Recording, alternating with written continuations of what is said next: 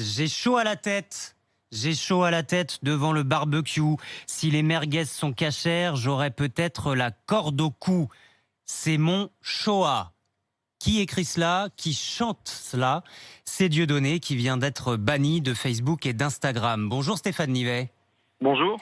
Vous êtes le délégué général de la LICRA, la Ligue internationale contre le racisme et l'antisémitisme. Pour cette chanson, C'est mon Shoah, Dieudonné a déjà été condamné, 9 000 € d'amende. C'était une chanson sur YouTube qui a depuis été retirée.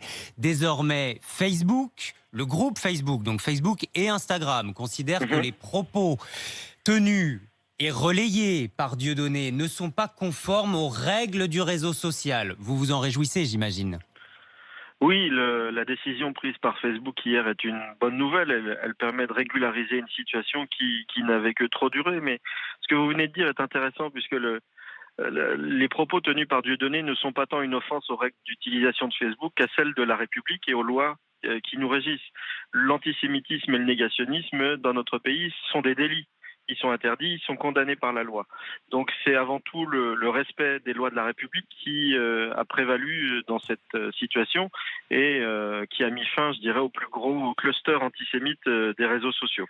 Alors le problème est là, vous avez tout à fait raison Stéphane Nivet, c'est que aujourd'hui les lois de la République se confrontent aussi à la puissance de ces réseaux sociaux. Parce que Dieudonné n'a pas attendu une seule seconde pour aller dénoncer son bannissement de Facebook sur un autre réseau social, sur Twitter, sur Telegram également. Finalement, c'est une opportunité pour lui, c'est un énorme coup de pub, encore une fois.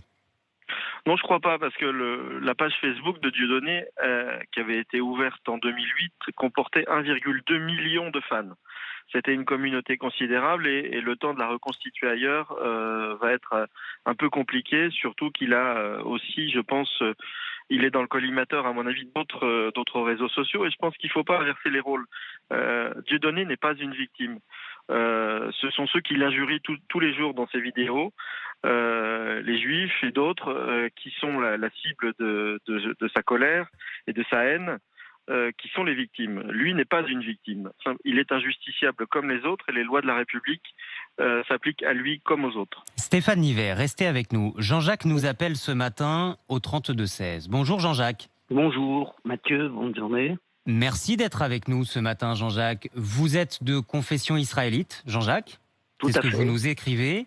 Et vous ne voulez pas qu'on enlève la liberté de parole à Dieudonné. Exactement, parce que c'est la porte ouverte à tout. Comment dire?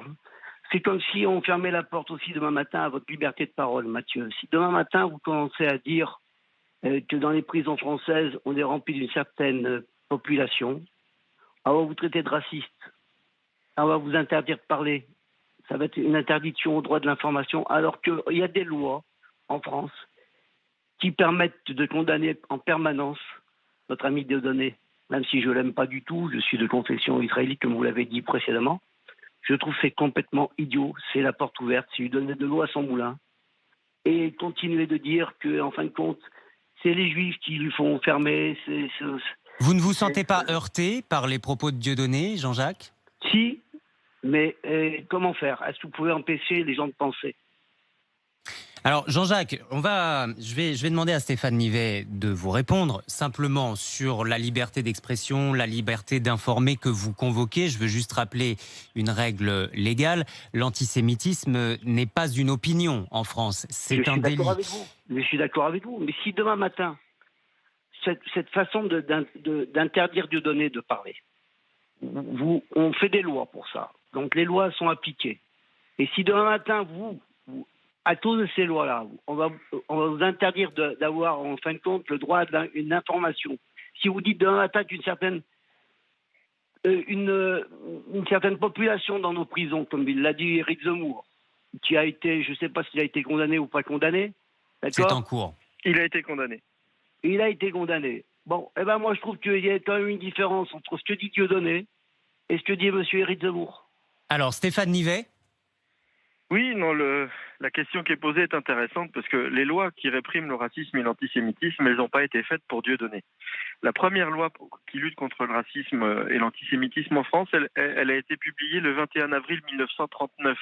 C'est une date importante parce qu'elle a été publiée à l'issue de 20 années dans lesquelles la presse a ouvert ses colonnes à l'antisémitisme et a préparé l'opinion à la haine des Juifs. Si cette loi a été prise, elle a été évidemment abrogée par Vichy dès le mois d'août 1940 et elle a été rétablie en France juste après la guerre.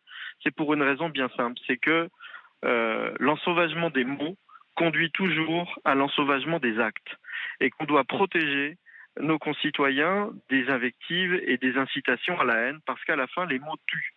Donc on est dans une constance de ce point de vue-là. Il n'y a pas de loi de circonstance pour empêcher un tel ou un tel de parler. Effectivement, le racisme et l'antisémitisme ne sont pas des opinions, ce sont des délits parce que sur ces questions-là, il n'y a pas de débat possible. Et on a une question spécifique qui est celle des réseaux sociaux. On est obligé de faire ici, dans le cas de Dieudonné... Oui, parce qu'il n'y a pas que Dieudonné. Hein. Vous coupez la tête de Dieudonné sur les réseaux sociaux, il y en a 100 000 derrière. La question de Dieudonné est l'arbre qui cache la forêt, je dirais, parce qu'il y a évidemment toute la journée, et nous, on fait le travail de signalement. Et même la promotion, voilà.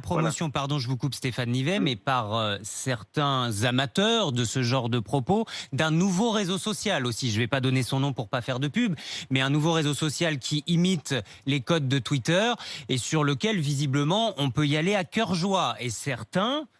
des anciens responsables politiques disent « Venez sur ce réseau social, on peut s'exprimer librement ».